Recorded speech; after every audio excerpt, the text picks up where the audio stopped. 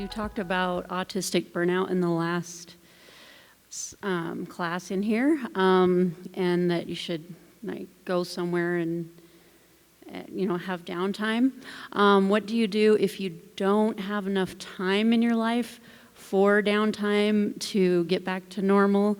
Like, for example, I'm a single mom with 3 kids who constantly need me, and I may need to make them dinner and then have them do their chores, and I just don't have time to do that. So what do you do if you don't have time? Sarah just finished a master's degree while also working and also doing other stuff, and I'm sure you had lots and lots of time. What did you do? So yeah, there were days where I didn't have any downtime. And honestly, I think it's a mixed blessing that I've always been able to do is to retreat into my own head and go on autopilot. So it's almost, I'm not super there for the stuff that I don't have to be emotionally there for. So I don't know how to if that's a skill that can be taught, or a skill that can be developed, or even if it's a healthy thing to do, but I do it.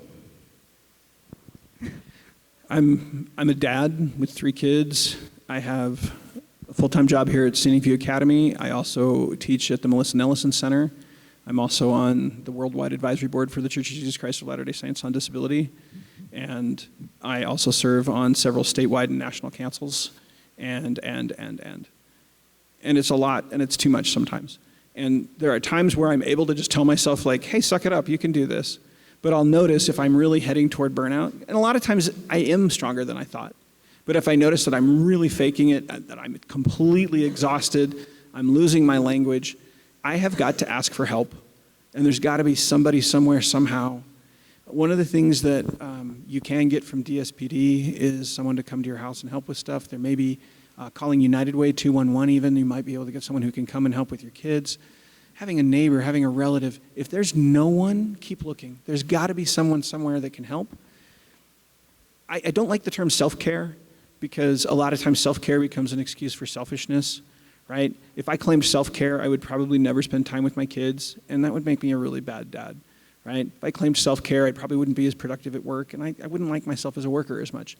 But I've got to take care of myself, and there is that line, and we all have to find it, but we don't have to find it alone, and a lot of times that's when we have a support network that can help us when we're really starting to crash, to burn out, where we have people we can trust to say, I don't even know what to do. I don't even have a solution, but I know I can't do this right now. I need a few hours, or I need whatever.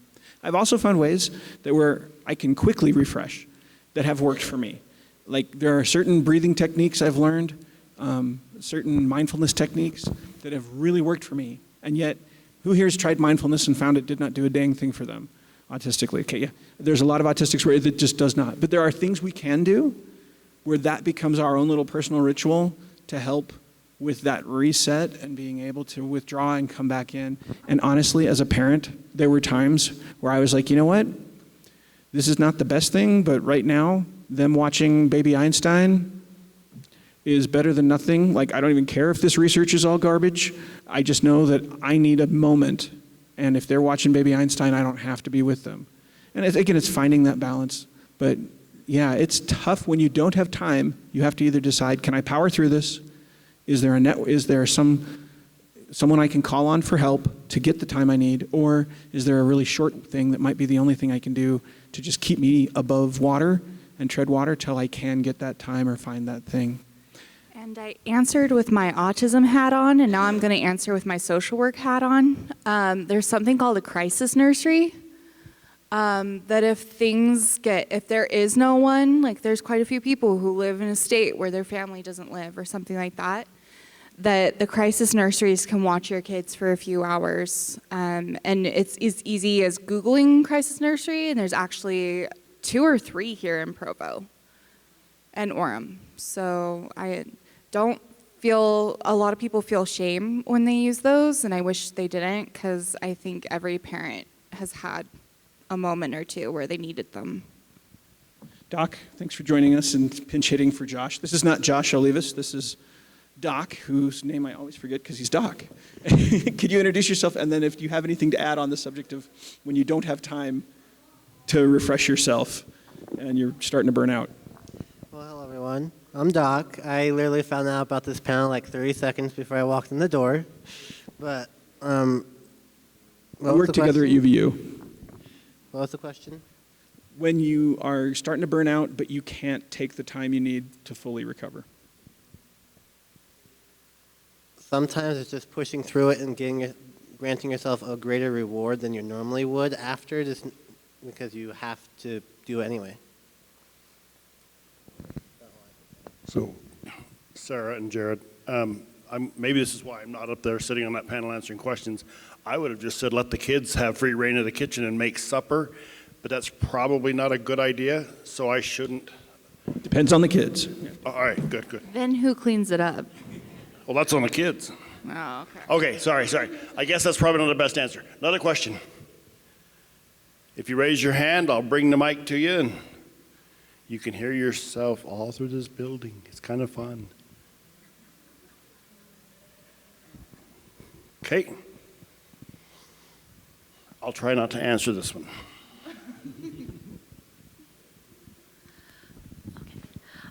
Earlier today, I just learned about PDA, which is psychological demand avoidance, and I think that one of my kids has it. I'm just wondering, how do you parent a child who has that? You start smaller. Growth is always comfort zone plus one. Okay, so wherever you're comfortable at, it's that plus one, because we can't just like always avoid. Our comfort zone gets smaller and smaller, and we eventually lose any ability to do anything. We become completely disabled if we never stretch.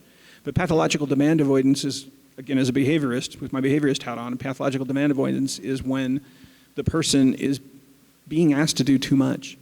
Have you ever been in a situation where like it seems like everybody else can do the thing, and you're like, oh my gosh, I am like 10 steps behind that, and everybody's like, well, what's wrong with you? And they just expect you to jump up and do the thing? That doesn't work for any of us. And if that happens enough, it becomes very aversive, and we now start avoiding everything.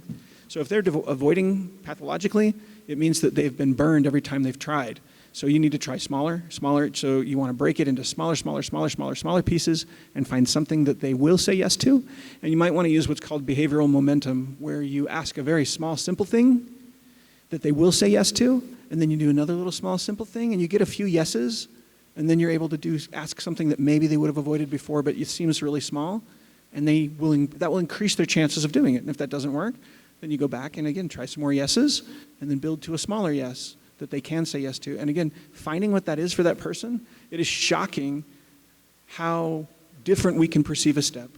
Sometimes something seems like such a tiny, tiny step for everybody else, and it might be a giant mountain for us. I remember one time my wife was like, just make the damn phone call, right? And how many of you have ever had to make a phone call and you're like, I just cannot make this phone call, right? I will rather wait for all of my heat to be turned off and my electricity be shut down, and I'm living homeless on the street because that's easier than making the phone call right now. And so we can't know how big a step is, never assume how big it is. If they're avoiding every single demand, we're asking at too high a level, and we need to reduce that to a doable thing. And then we'll eventually find what their comfort zone is, because everybody does something. Everybody's comfortable with something, and then it's like adding on to that. And that circumstance may change depending on emotional bandwidth, mental bandwidth, energy, diet, age, all of those things. So finding that small ask and then building. Sorry, that was too long of an answer. So I just finished my degree in therapy, essentially, and something that, I feel like the biggest thing that I took away from that was something called polyvagal theory by Stephen Porges. And Dana, I can't remember her last name, that's bad. But essentially, our limbic systems have 3 gears. I'm just going to call them by their colors because otherwise it's a bunch of Latin. So the green pathway is what most people are in all the time. The green pathway is like, I'm okay. I'm pretty calm. There are some people who are almost never in the green pathway. And I think that pathological demand avoidance is part of that. So it's either being in the red pathway at all times, which is the fight or flight. Yeah, it's total survival mode. Yeah, total survival or defense mode. And then, which, you know, you see sometimes with PDA. And then the other thing that you see with PDA is someone who's in the blue pathway all the time, which is the freeze. So you're asking, so as a therapist, when I've got someone who's in a blue pathway and I'm asking them to just like walk with me or bounce with me or something because I'm trying to get them out of the blue pathway, it's like I'm asking them to jump off Mount Kilimanjaro. Like I am asking something so huge for them. So the first thing I do is I'm like, can you wiggle your pinky for me? Like I'm talking small, blinking for me really fast or something like that. Because honestly, the body is taking the demand from other people as a threat to its safety and to its life. So it's literally getting that person out of that defensive mode and getting them back into that green mode.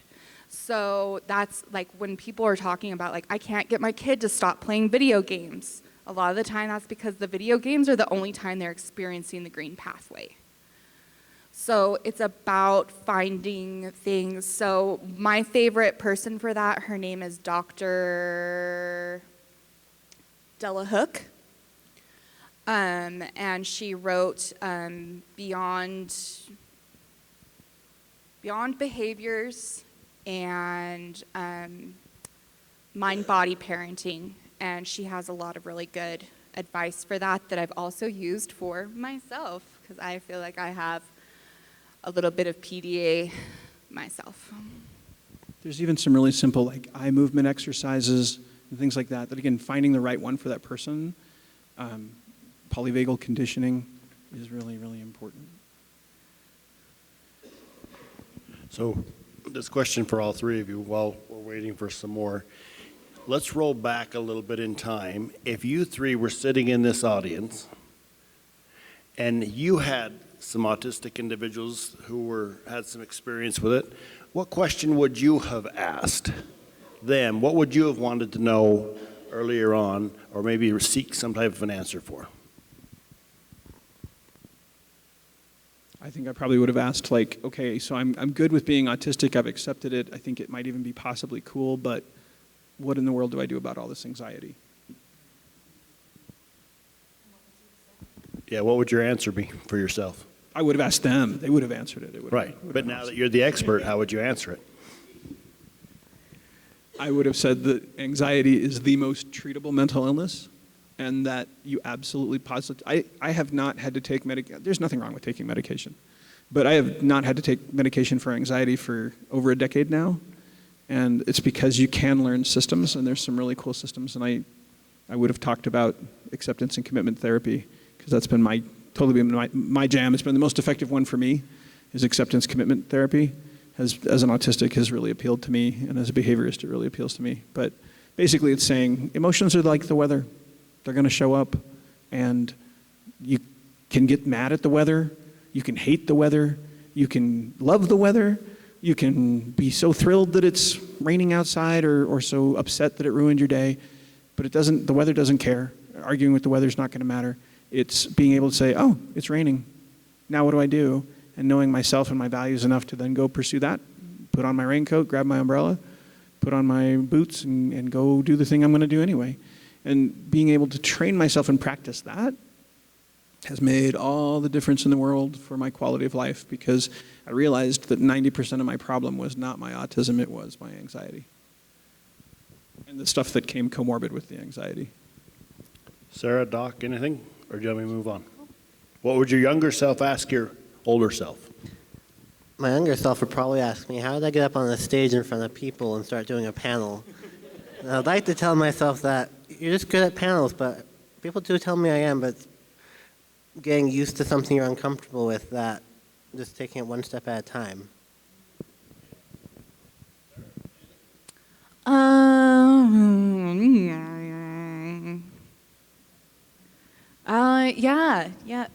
Yeah, I thought I was an alien. Are you an alien? You thought you were an alien? Well, I wasn't diagnosed until I was 18.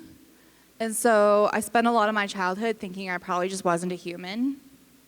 Like, because I was very deep in the fantasy world, and like, that was kind of like what usually happened in books. Like, oh, I'm very different. Oh, it turns out you're a witch or whatever.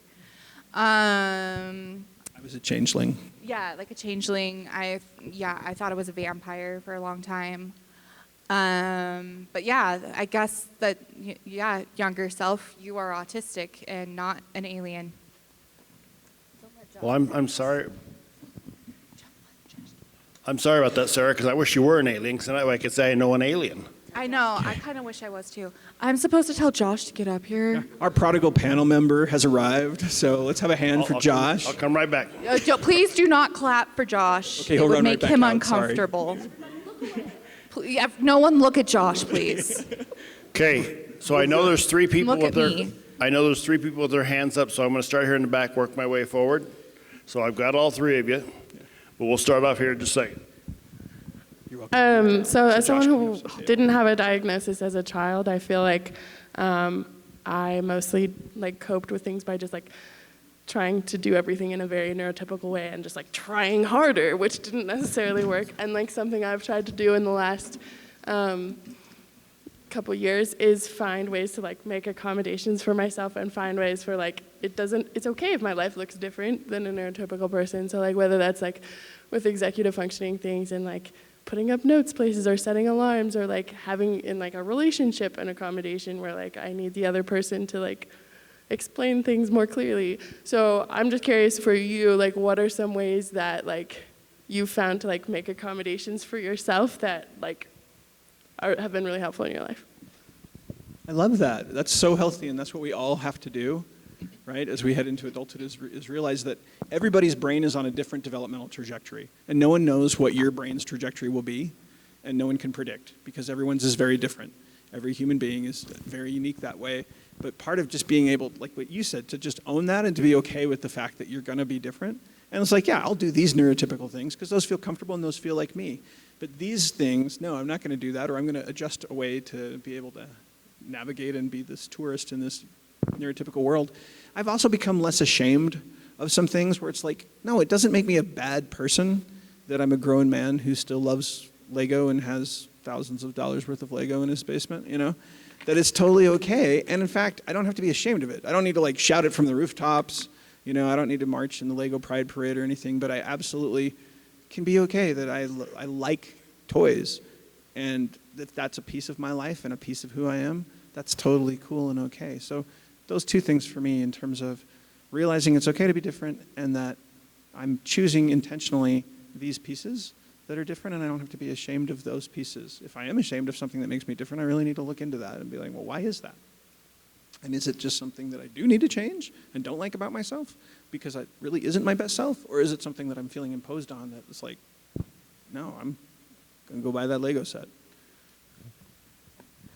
I am starting to so I thought so I didn't know I was autistic until I was 18, and so I wasn't really hiding, and is what I told myself. I was telling myself that I didn't mask until then, and that my masking only started after I was diagnosed, and then I told myself I've completely unmasked, and now as I get older and older, I'm realizing that like, oh wait, that's a masking thing. And in case anyone isn't familiar with masking is just pretending to be a neurotypical. And so like I've been letting myself like move and sway, which I haven't let myself do for 32 years. And you know, stuff like that like are probably a lot of the reasons why people said, oh, no, you're not autistic.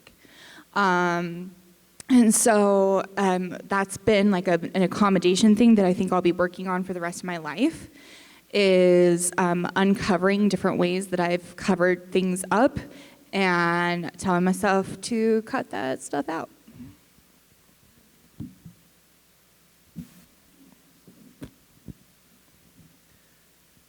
What was the question again? Coping?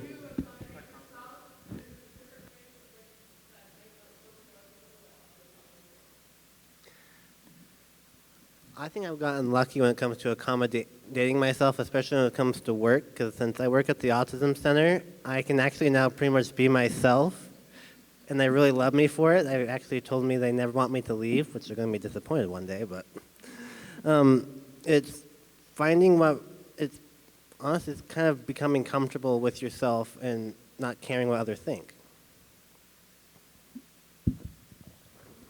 I think I'm going to actually copy a lot of what Sarah was saying. I spent so much of my life pretending, finding ways to mask, finding ways to hide everything that people had made fun of me for, or that they, would look at me uncomfortably for, or say, Josh, you're so weird. All of these things I had taken very closely to heart over, 20-something years. And a lot of what my accommodations unofficially have been lately have just been giving myself permission to be me. Exactly what Sarah was saying. Just letting myself, letting my autistic voice come out every once in a while, which that's something I still hide from everybody.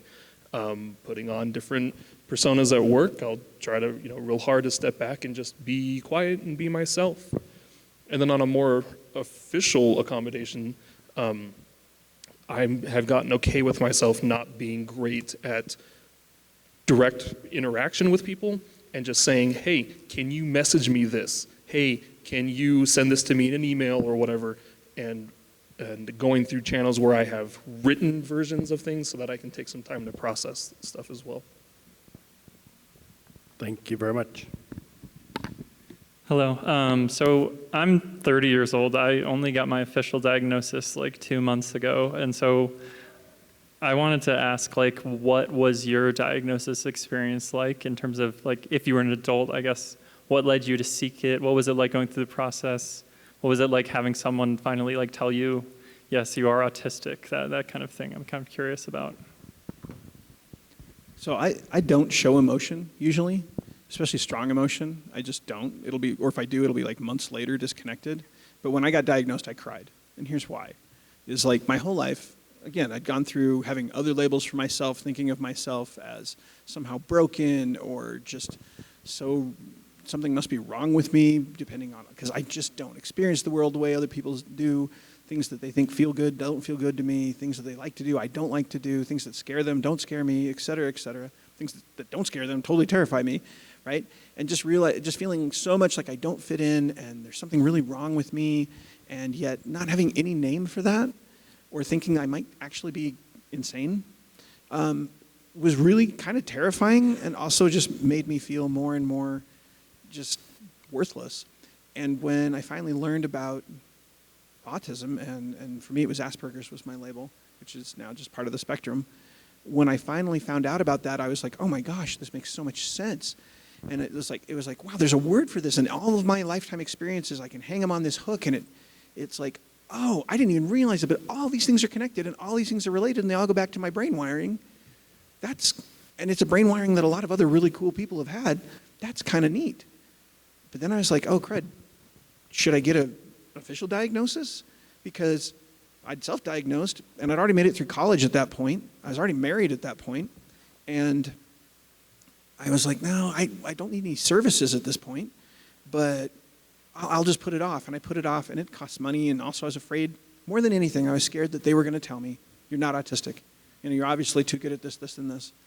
And I didn't want that, because for the first time I really had a piece of identity there. When my middle son was born, and I realized, oh my gosh, this kid's going to be autistic. I have 3 kids. 2 of them are ADHD, and the middle one is autistic. And he's very different. His autism is very different than mine. But I wanted to be able to tell him, hey, your dad's autistic too. And it's nothing to be ashamed of, and it gets better. And so I went in, and I did my research. I found a therapist who was familiar with adult autism, and you would never guess this, but I over-prepared. And so you go into your therapist, and your therapist is like, so what brings you into therapy today, right? Because you're just starting to try and write the psychosocial history. And I'm like, funny you should ask. And I open my backpack and I pull out my mom's autistic, and she never throws anything away. And so I still had all my preschool and kindergarten records and all these histories and notes from my teachers about Jared does things, and he he's been talking in the voice of Cookie Monster for 6 months, or whatever. And so I brought all this out, and I was like, and I went through, and I had the DSM. I'm like, so given these DSM symptoms, and they line up with this, and I'm like 5 minutes into this presentation that would have had a PowerPoint if I could have. And he's like, whoa, okay, you're autistic? Let's talk. And I just broke down, and I started crying because I didn't realize how important it was to me until that moment. And from that moment on, it still took me years before I was willing to talk about it. They actually were doing a story in 2013 on the DSM-5 coming out and how Asperger's was being folded into the autism spectrum. And so the Deseret News sent a reporter down to talk to Scenic View, and they were like, oh, Jared's autistic, because I disclosed to some people who apparently couldn't keep it secret. And so they talked to me, and I was like, I'm not sure I want to do this, but I'm like, who reads the Deseret News? Okay, apparently every relative I have, even in like Arizona and stuff, subscribe to the Deseret News, because all of a sudden I started getting all of these like letters and phone calls, and they're like, we're so proud of you. It's so brave that you're talking about this, and we always knew, and and I'm like, I'm not gay, I'm autistic, but it was this like being forced out, and it took me years before I really wanted to talk about it. I'd go on news shows and stuff and talk about other people's autism, but not mine, and I'm very happy to talk about it now. So that's taken time. Everybody has to get to that point. Diagnosis is literally the second step on a 5-step thing that research can show you have to go through. You have to go through acceptance, which might involve some grieving, and then you go through compartmentalization, where you realize this is just part of me, not all of me, and finally you get to a point called transformation, where you say, not only is this part of me, I'm glad it's part of me, and I wouldn't trade it. And I've been able to reach that. So that's been my diagnostic experience, and again, I'm taking way too much time, but it's the end of the day, and so before I go completely nonverbal, I'm going to go super hyperverbal. And then I'm going to go home tonight, and people are going to be like, how is the conference? I'll be like, I won't be able to say anything. But really, your diagnostic journey is going to be unique and cool. Document it.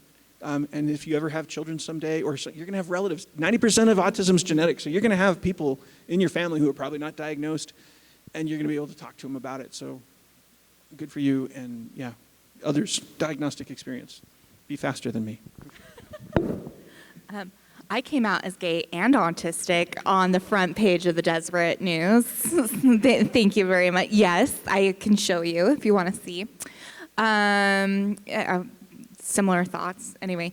Okay, so my diagnostic journey was I was really bothered by the fact that I was so reaching for normalcy, because I don't like normalcy usually. But I found a quote about like, it's really weird to be that one weird horse, but it's really nice to be a normal zebra. So you found out that like, yeah, you're not a horse, but you are a zebra, and that's pretty cool. And so I think of that a lot. But yeah, I was in my 5th year of high school. I was, and I discovered autism and Asperger's specifically, and went and asked for a diagnosis, and that was similar feelings of just like, oh, thank goodness, and also like this absolute devastation of it's not going to change. I think I thought that like someday something would click and I would be just like able to do what everyone else had been able to do.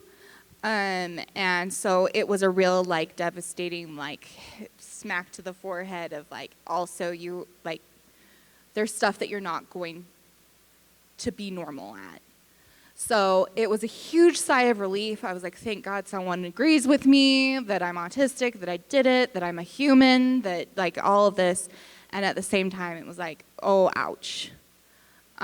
So the reason I say all that is because I just want people to like to normalize it, that like it's a great thing. Like I've always been like, yeah, autism is great and I love it, and sometimes it sucks, which is an ACT thing and a DBT thing of things can be cool and suck at the same time, and they're both true.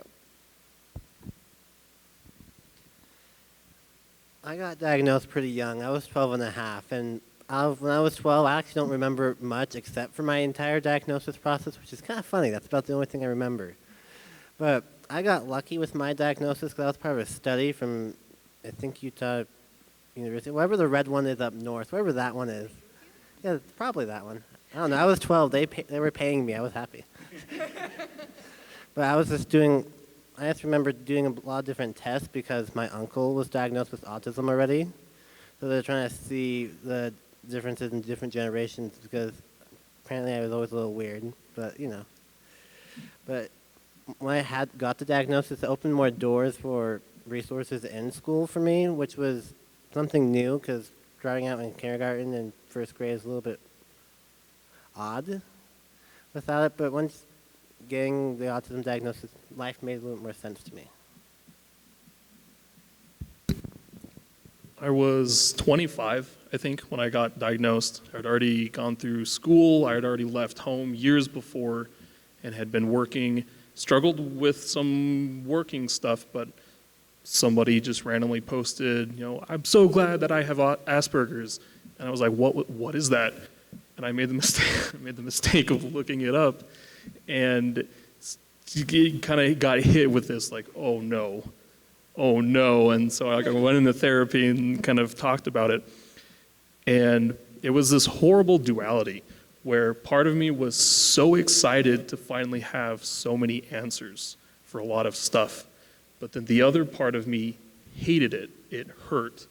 And kind of like something you had said, there was a moment when I realized I had always thought it was where I lived, or the next group of friends would be different, and some external factor would change. And I realized, nope, it's me. And I am the reason why I'm having all of these struggles. So that hurt. And then you get a bunch of the information, you're drinking from the fire hose, and then somebody turns the fire hose off and then hits you with the fire hose, and it was a lot at the time. So for a while, especially you said 2 months, right now? At that point, I think I was very angry. I was very angry, and I hated it. And it took me at least a year to process what it meant, how to apply it to myself. And now 7 years later, I'm a lot more comfortable. I understand it.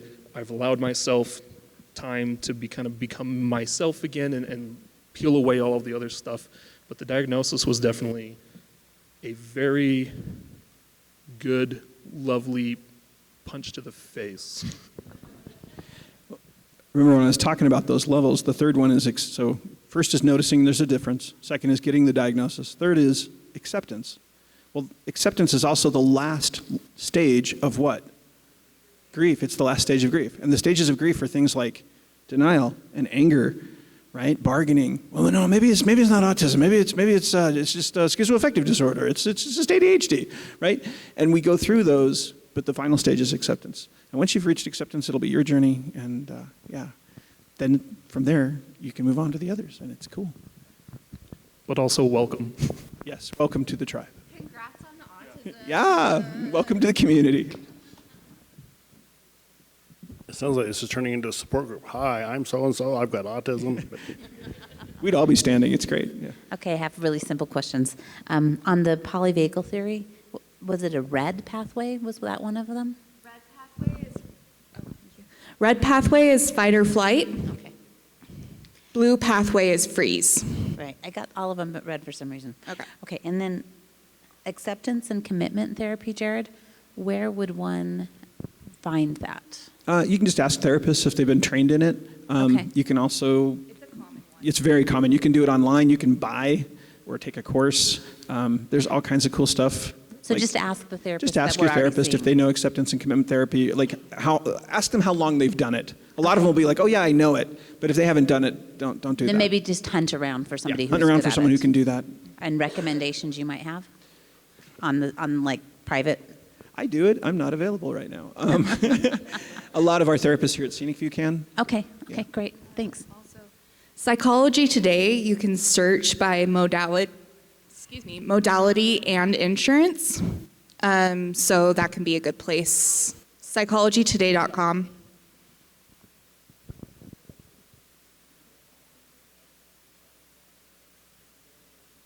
Russ Harris was my teacher. I took his class. It's like, yeah. Yeah, he has an online course and a cool book called The Happiness Trap, if you want to even just like start there. The Happiness Trap. Yeah. Yeah. See if that's, because then if it doesn't speak to you, you probably aren't going to respond to the therapy anyway. So, Russ Harris. Jared, did you say happiness trek or trap? Trap. T-R-A-P. Okay. Yeah. This idea that if you're not happy, something's wrong with you is this ridiculous pathological thing that we've done in our society, which is ridiculous. Yeah. I have a question, not being an autist. We've got a couple more in the audience, though, and we're almost out of Just time. a yes or no. Okay. I mean, besides getting punched in the face, 30 seconds, alien, and now you're talking to everybody in the world, do you ever get to the point, being autistic, where you almost relish this idea of sitting in front of somebody and sharing? Yes or no? Jared, you can't Yes. go long. Heck yeah. Yes. Yeah. Okay. And then my good friend Reese here want to know, any issues with autism and the law? Yeah, the law is one more set of rules that if we either follow them really well or we struggle with them because police officers don't understand autism. So one of the things we're doing at UVU is that we are working to train law enforcement in the state of Utah. It's free. If you know any first responders, firefighters, police officers, whatever, send them to UVU. It's totally free, and we train them on better ways to deal with people. If you have no other technique, if the police are talking to you, just say, I'm autistic, I'm autistic, I'm autistic, I'm autistic, and do nothing else until things calm down. Just freeze, and I'm autistic. It's actually a pretty good Cool. recipe. Next question. That's cool that they have that. When I was in Washington, D.C., there was a police officer that said that in each of the police cars now, they have a button that if they interact with an autistic person, they push that button, and instantly they're connected to a therapist. Yeah, and there are in Orem, there are police officers that are specifically trained for autism. How do I identify what I need from the people who want to support me? How do you identify how do you tell the people who support you what you need?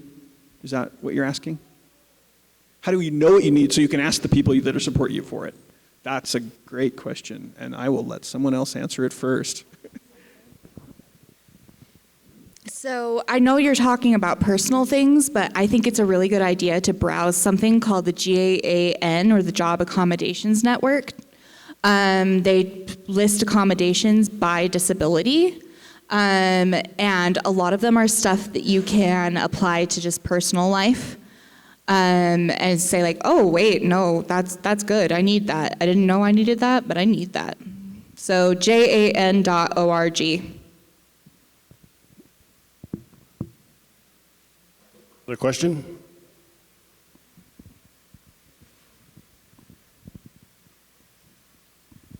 So I'm really bad at phrasing questions, so I'm going to try real hard here. How do you deal with somebody who insults your autistic traits and the things that you like, but the options of insulting them back or cutting them off have not worked or are not an option?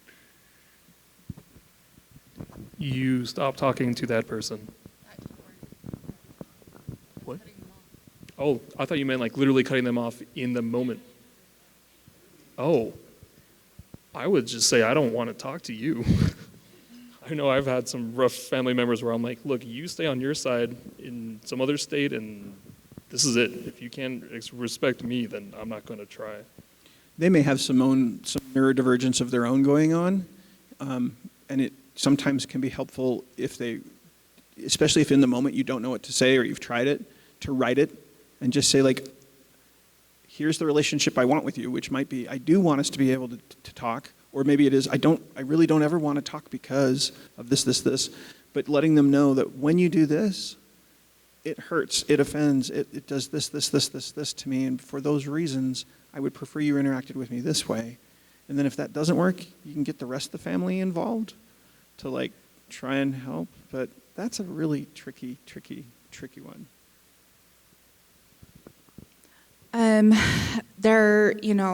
I think sometimes, like we're really worried about masking because it contributes to feelings of suicidality, it contributes to burnout, and also sometimes it's protective.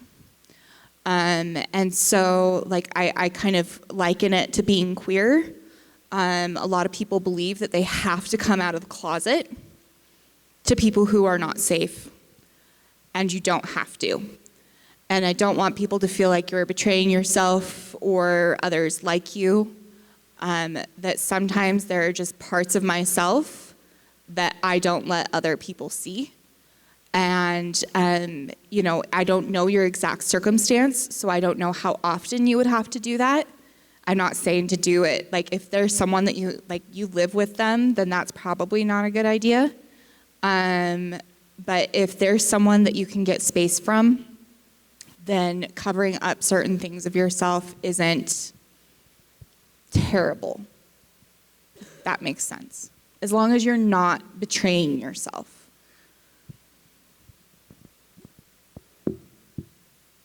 Doc, any words of wisdom to add to that? Everyone else kind of basically said what I would say, but it's just, yeah, it's a tough situation.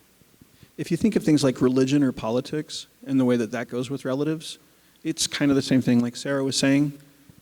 As long as you're being true to yourself and not betraying your actual beliefs, it's okay to not bring it up all the time that, like, I completely disagree with you on every single thing you just said, you know? And as an autistic, I'm like, no, I want to talk to you exactly about why you're wrong, and this is going to ruin Thanksgiving dinner for everybody, you know? But being able to just say, this isn't the time, this isn't the place, this isn't the relationship I want to have. How will I behave to have the relationship I want to have? If we had that relationship, how would it be? And just going to the level that it really is. It might be useful to think of it that way. Okay, I need another person to ask a question. Because if not, then It's last question time, yeah. Is it 4:30 or 4:45?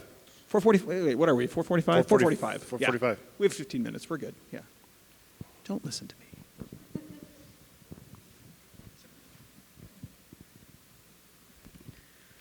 As a parent or an advocate, what's the best way to support your child with autism or another individual? Have you had instances where you've directly had a problem with someone else, and how have you handled that? So as a parent of a kid with autism, I have learned, and this is true for any of us, I have learned a lot of techniques. One of them is partial disclosure. Partial disclosure is when you talk about the issue without using the word autism, okay? And so being able to say, oh, my son is really sensitive to touch, or my son really doesn't like loud noises, or, you know, my son, he's just awkward socially. I don't think most of the people in my neighborhood or that even know my son have any idea that he's autistic, like none. But they know he's different, and I've been able to give them just that piece of autism that's allowed me to advocate for his needs. And he's the same way. He'll tell them, like, I really don't like this, but I'll do this. And so it's also helped him to be able to advocate, because you don't have to use the word autism to advocate at all. You can just focus on that little piece of it that is relevant to the situation and helping them there. Another thing that's been really helpful, or I hope it's been helpful, I've tried to help my son never be ashamed of his actual autistic behaviors, ever. Like, even when I've said, like, hey, you may not want to, you know, constantly rub your hands together when you're with other people, because if you notice the way people are seeing, but this is totally cool, this is normal, guess what you're doing? You're stimming, and you need more touch, you need more tactile, you need more kinesthetic. What's another way we could do that? Oh, okay, I have this fidget I've got in my pocket, and I can just fidget with that thing in my hand, or now he fidgets with his phone, which is good and bad, but like, the being able to help him see, you don't need to be ashamed of any of this, and never be ashamed of who you are, and determine how you want to interact with other people, and again, what accommodations you want to ask for, and what things you want to just suck up, because it's like, yeah, it's not worth the effort to advocate here. Not every hill is a hill to die on. Not every time that, you know, sometimes I just have my son not go to things. He's like, I really don't feel like going to that. And he'll give me 10 logical reasons why we shouldn't go to the thing. And I'm like, that's fair, let's not go to the thing. I'm not going to make you do the thing. And other times it's like, oh, let's try to find an accommodation. But it's that give and take of what is going to help you to be able to navigate the neurotypical world, while also being able to be an autistic person who is your unique self with your unique strengths and challenges, and helping gradually hand that over so that he doesn't rely on me to advocate for him, but he becomes his own advocate, because eventually I'm not going to be his support network or his only support network. He's going to have to create his own, run his own, and advocate for himself if he's going to make it as an adult. So don't disable your child, but don't force them into a neurotypical box or make them ashamed, and help train them with those skills to be able to ask for what they need in the right way, right time, right place, right person. That's been helpful. And he's graduating high school and going into college this fall. 2 words, permission and accompaniment. So I'm going to put on my autism/social worker hat. It happens sometimes. So when I have a client, we're very concerned with self-determination. Like the first thing that we're supposed to be considering when we're talking with someone is self-determination, meaning we're not telling them what to do. Sometimes clients hate this. They're like, I came to you to tell me what to do. And I'm like, I'm not going to do that. So not telling them what to do, and if they want support with it, getting permission. So talking before you go into a situation where you might need to advocate for someone. What do you want me to do? What are you comfortable with me saying? What, like actually talking about it. The second thing is a lot of the time, accompaniment is enough. So I'm assuming that someone's got a pretty dependable way of communicating at this point. So whether it's AAC, speech, just some way to get their points across, that if someone has that it could be enough to just be there with them. My mom, through all of high school, through all of elementary school, yeah, she was like mama bear. Like, we're going into class, I'm gonna be talking for you, and that was okay, because I was like 5 and 8 and 9 and 11 and having problems at school. And then by middle school, she was pulling back a little and saying like, no, like I'm gonna be there with you, and you're going to start saying what you need. And she's continued that way, more and more pulled back until college, when she was literally just in the room with me when I was advocating for myself. And then I didn't need her anymore. And I'm so grateful that she didn't read any parenting books or anything, but she just knew that that was a good way for me to learn to advocate for myself. When it comes to advocating and getting that, I kind of, not fully thrown in, but I kind of threw myself in, because I went to Spectrum Academy in high school, and I wasn't very good at advocating for myself till suddenly there were things I wanted to get done, and I was comfortable with the administration where they said, if you ever need something, just come to me.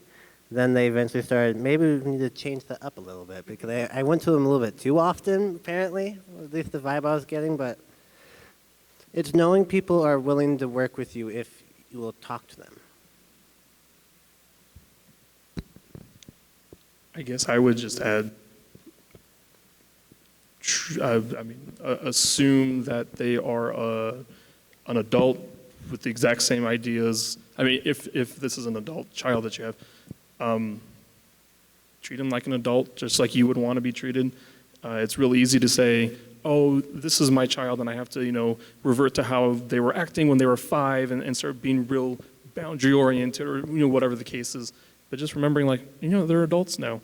I had to do that with my little brother that I helped raise a lot, and as he's become an adult doing his own thing, I've had to really consciously step back from, let me jump in and give you recommendations and support, and this is how you should do this, and more just, well, what do you think? Why did you do it that way? How did you feel about that? Kind of just treating somebody more like a friend, I guess, at that point as an adult. Yeah, I need to see a hand. Someone who's got a good, there we go. Because you don't want me to ask questions, that would be boring. Okay.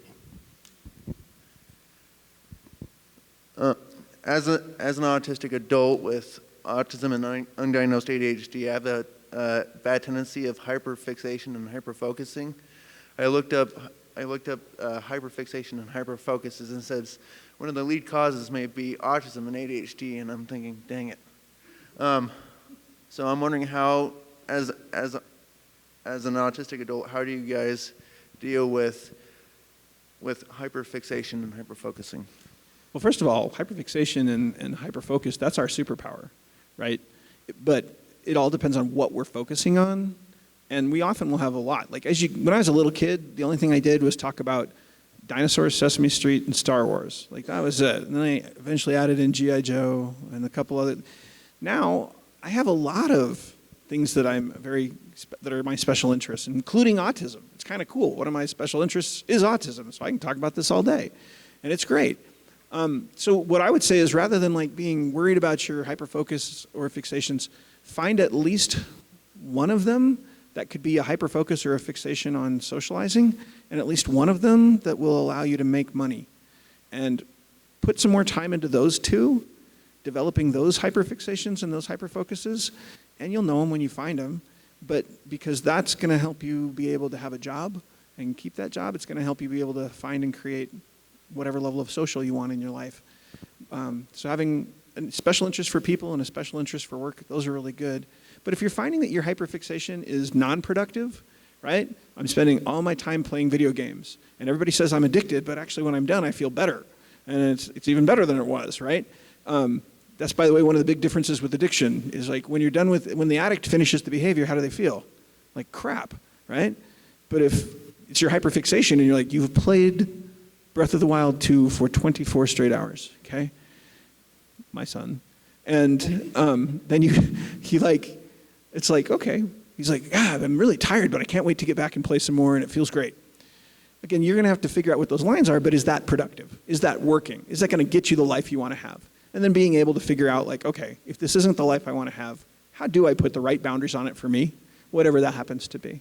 Right? I could spend my whole time listening to audiobooks and building fantasy Lego worlds, and I'd feel great doing that for like 3-4 weeks, or writing on a novel, or many of my hyperfixations. And my life wouldn't work if I did that. And so I have to say, like, okay, once I do this, this, and this, I can pursue that hyperfixation, and I need to be done by this time. And I've been able to get to that point. It's different for everybody, but that's be helpful. So pick some really productive ones, make sure you have those, and then put the other ones in the right amounts, boundaries, and have someone else help you if necessary, so that they're not getting in the way of the life you want to have, the person you want to be. But they're your superpower.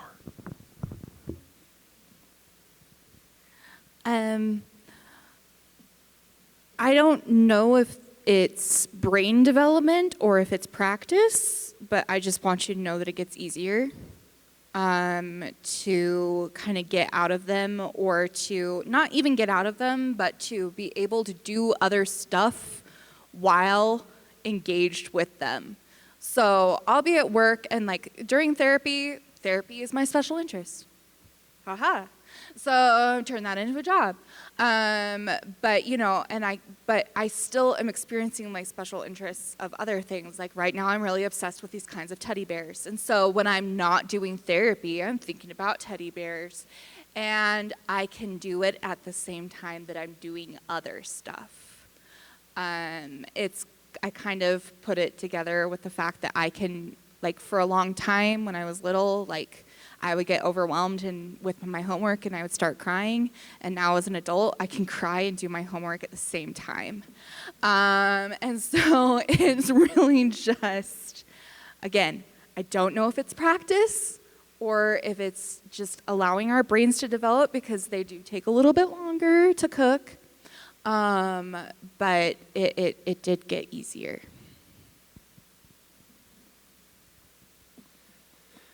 With having both autism and ADHD, I feel that it's finding ways to make them work with your environment. I think I'll jump back and forth between special interests. I've recently gotten back into Star Trek, which I think I'm on season 5 of Next Generation. I think I started like 2 weeks ago. And just to interject, ADHD, they will change special interests faster than autism will, and sometimes even just like forget about them completely for years, where autism tends to hold longer. But yeah. I have to remember what I was thinking of. Sorry. You're good. But yeah, no, it's incorporating. But yeah, getting back into Star Trek, it's gotten me also more back into work with reorganizing. I don't know how Star Trek and work are related somehow, but I've started reorganizing the office. I've started talking about the elevators, the turbo lift, which are elevators. It's not very fast, but it's finding ways to incorporate what you enjoy into your work or whatever task you need to do. I was going to say monetize those special interests. I think I've done probably 4 different careers in my 14 years of professional work, and all of those have come entirely from special interests, where I just couldn't stop learning about them, and then realized somebody would pay for those things, and then realized there's a whole industry based around that.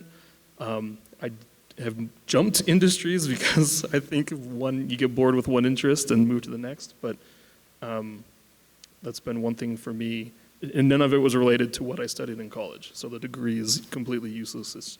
My entire career path has been special interests.